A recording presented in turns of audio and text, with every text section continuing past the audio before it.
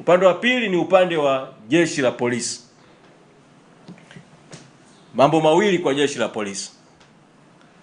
La kwanza, wapuuze taarifa za uongo za ndani ya jeshi la polisi lenyewe zinazodaiwa kuwa za kiintelijensia, kwamba watu wa Chadema, maana kuna habari hizo wamelishana uongo huko ndani kwamba Chadema inataka kufanya vurugu ya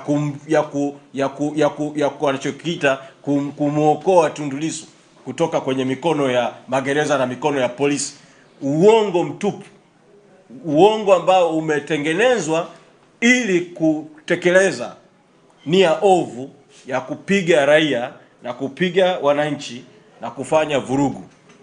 Watu wa polisi wenye kuheshimu utawala wa sheria, haki na maadili waepukwe kuingizwa kwa uongo kwenye mzozo na mgogoro ambao utalichafua zaidi jeshi la polisi ambao tayari limeshajichafua kwa matendo mbalimbali ya siku ya nyuma. Badala yake, jeshi la polisi, na hapa ni mzungumze na IGP, kwa sababu bahati mbaya sana polisi kanda maalumu Dar es Salaam na polisi maeneo haya yanayohusika na eneo hili mpaka wameamua kupanga haya walioyapanga, maana yake ni kwamba wameshakubali uongo huo na wanaongozwa na uongo katika kupanga utaratibu wa ulinzi na usalama katika jambo lenye maslahi ya umma ya wazi kabisa.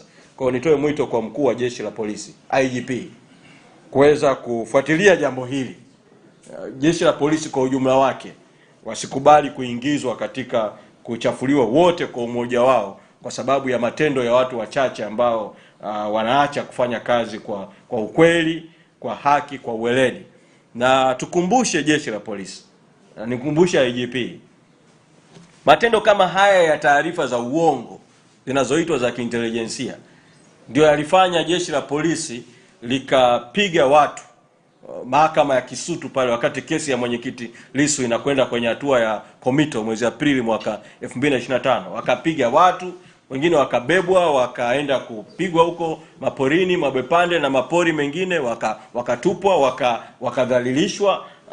Na sio wana viongozi wa Chadema peke yake, viongozi, wanachama, mpaka baadhi ya waandishi wa habari wakiwa wanatekeleza wajibu wao wa kisheria. Lile jambo lile doa lile bado liko mikononi mwa jeshi la polisi, na bado sisi tunaendelea kusisitiza hatua mbalimbali zichukuliwe na wadau mbalimbali kuhusu yale matukio ya Aprili 2025.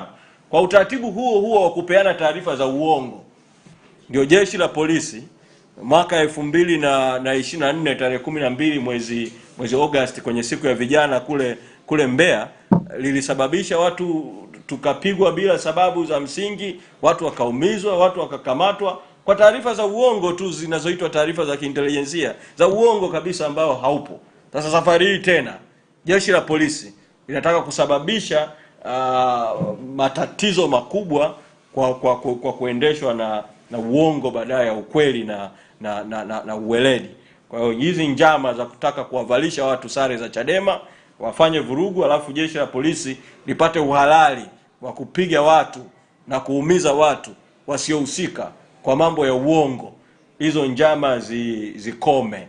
Tumeamua kuzisema wazi kwenye vyombo vya habari, hizo njama zikome, ili kesho kesi isikilizwe kwa njia za haki, kwa njia za amani.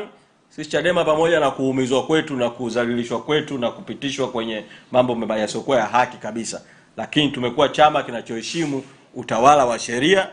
Tunaamini kwamba mwenyekiti Lissu atasimamia haki kama ambao umesimamia muda wote, na sisi tutakuwepo mahakamani kufuatilia kuhakikisha haki inatendeka, na haki inatendeka kwa wazi, na haki itendeke ikionekana wazi ikitendeka.